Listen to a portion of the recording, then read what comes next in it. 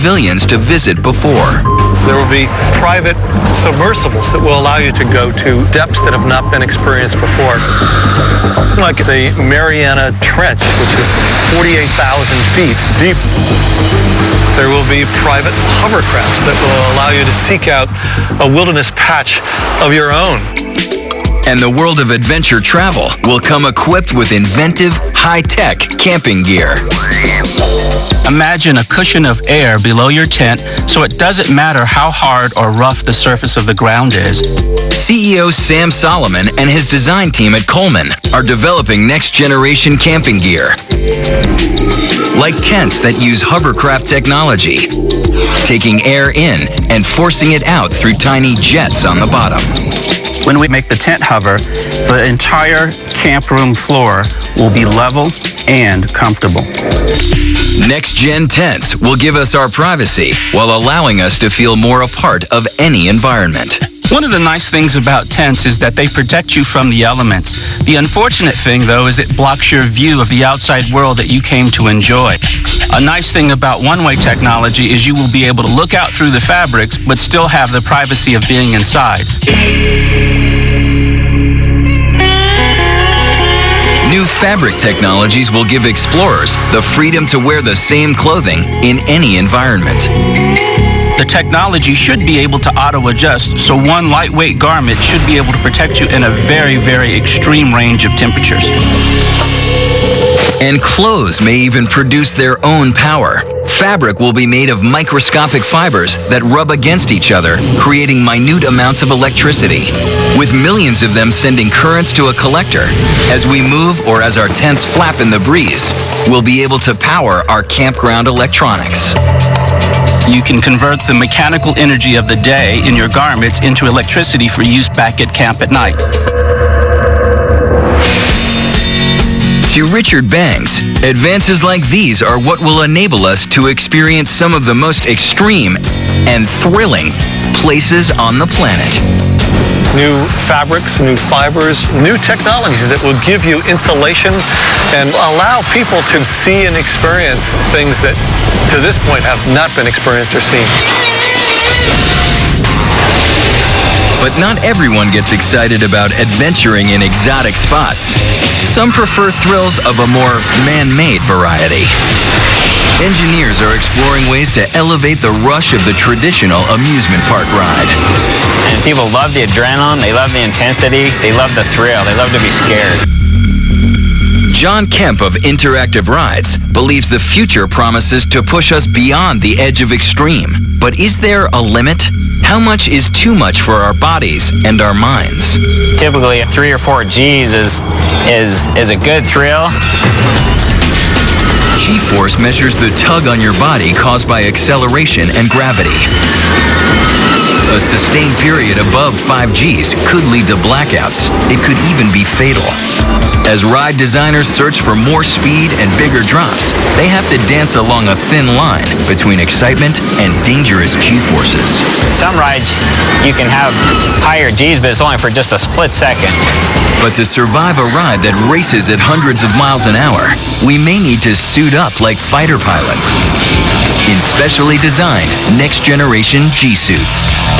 G-suits could allow people to hold more sustained Gs to keep the blood up in their upper body and their head, just much the way the pilot uses them to protect them from having the loss of consciousness from an intense ride.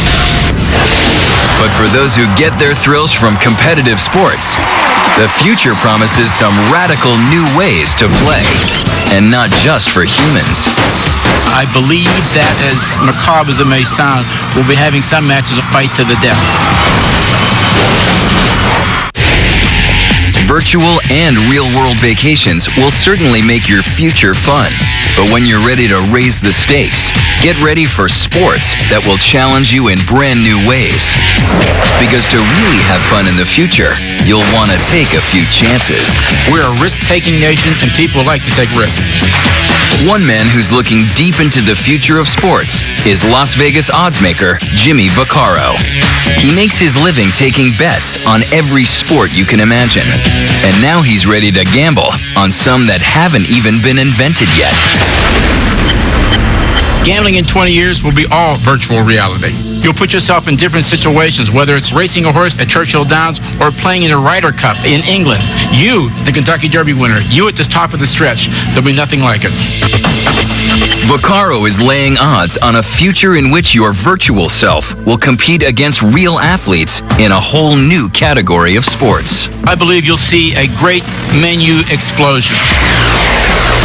Jet propulsion races, air races involving jet airplanes with the common people being the pilots.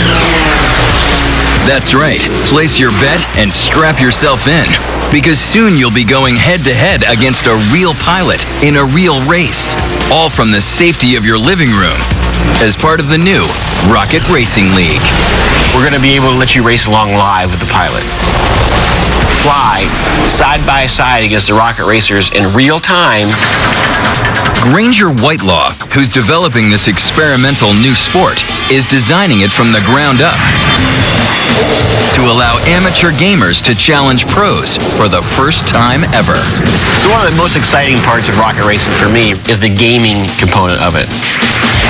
At home on their computers, on their TVs, or on their iPhones or other PDAs they have.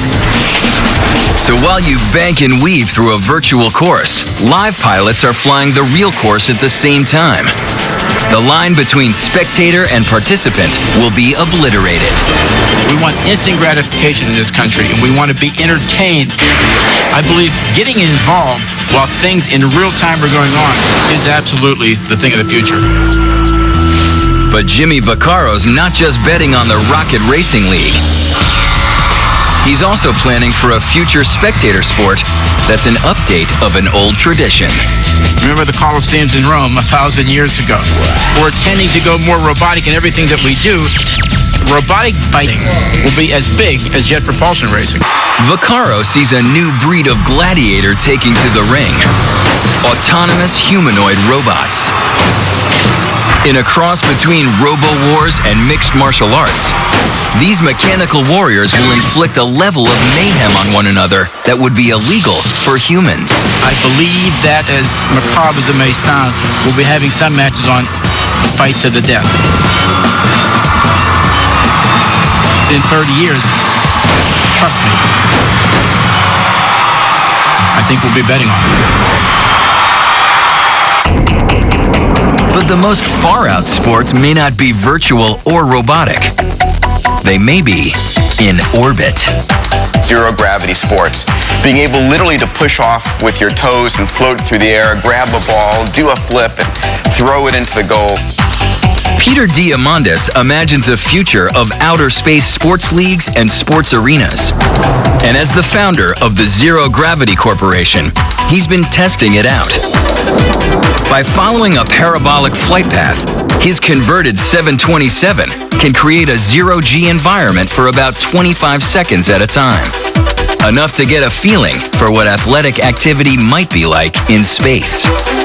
Space, and particularly weightlessness, makes everybody have more hang time than the best NBA stars.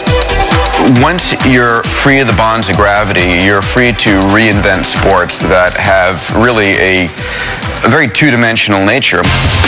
Once you transplant regular sports like football into a weightless arena, they take on a whole new dimension. You've got the quarterback who throws the ball goes in one direction, they go tumbling backwards the other direction. The football players are going to have to study the laws of physics to figure out how to play it properly. And as zero-gravity games grow into a spectator sport, Diamandis foresees a future in which large floating arenas orbit the Earth. One of the fun parts about exploring space is reinventing the whole sporting industry. The spectator experience is going to be spectacular. Space sports may sound far-fetched, but future space tourism is coming. Faster than you think. Space tourism pioneer Richard Branson and his associates are working on it. Man's natural instinct is to explore, and we haven't even scratched the surface of exploration in space.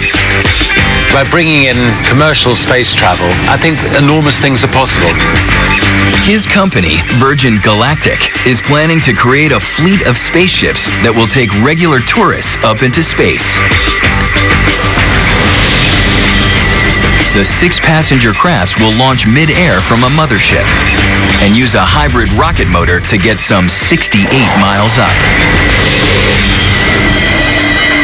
But if these future space travelers are in no hurry to get back to Earth, someday they'll be able to book a room at the 4-star Galactic Suites, the solar system's first space resort. Designed by former aerospace engineer Javier Claramunt, it will be a resort like nothing on Earth.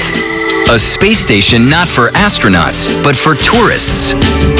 And it will be in business sooner than you might think. The hotel is scheduled to be finished and opened by December 2012. Unlike most resorts, this one will require its guests to undergo 8 weeks of physical and psychological training before they can go.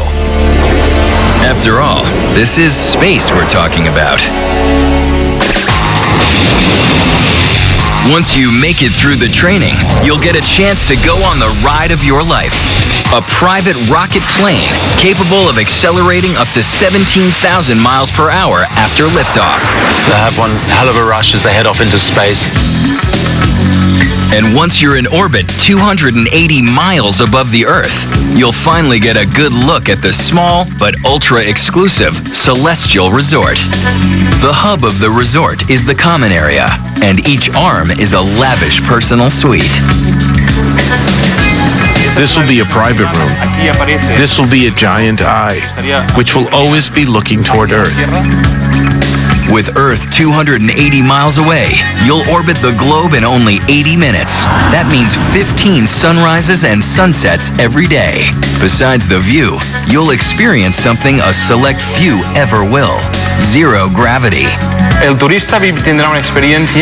tourist will be absolutely floating in the interior. There is no furniture or anything that might cause any sort of trouble. In case you get tired of bouncing around, you can always stick to the walls with the help of a Velcro suit. And if you're feeling cooped up, the hotel may also be able to offer a memorable day trip to the moon. Small spaceships, 2-seater spaceships, so people could go off for day trips and they could be programmed to skim maybe 100 feet above the moon's surface and then come back to the hotel at night.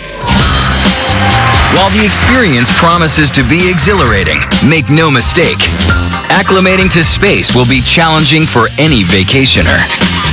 All activities that are related to everyday life will be absolutely new, from how we are going to sleep, how we are going to eat.